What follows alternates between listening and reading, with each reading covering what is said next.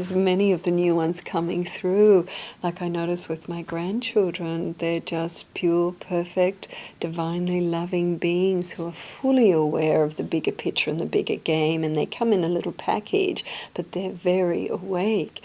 You know, you only have to look into the eyes of one of the young ones.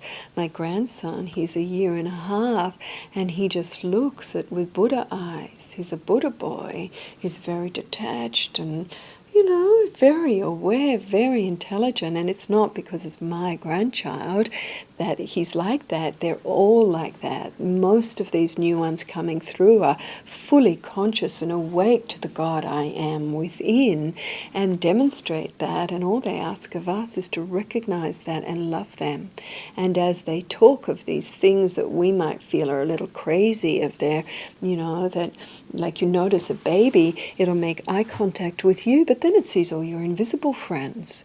Then it sees the holy ones around you and the angelics around you and the guides around you that are always working with us, our guardian angels, if that's real for you, which for many it is. And they start chatting and giggling to all the invisible ones, and many people don't recognize. They think, what are you looking at, young man? Look at me, But there's all these other energies that they pick up on because their fields are open, they're fully aware, they haven't closed down into a limited reality that we tend to impose upon them in our structure.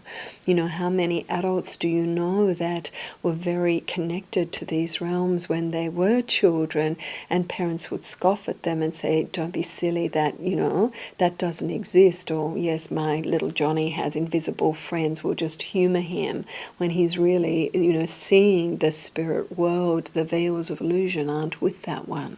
You can go beyond, or they're communicating telepathically with these fields of light, these beings of light that we then label as invisible friends. So they're coming in and they're wanting us to lift up the game. They're wanting us to shift our standards. They're wanting us to be the divine ones we are, like they are, so we can play together. Not to block them, not to shut them down, not to impose our limiting adult paradigms on them.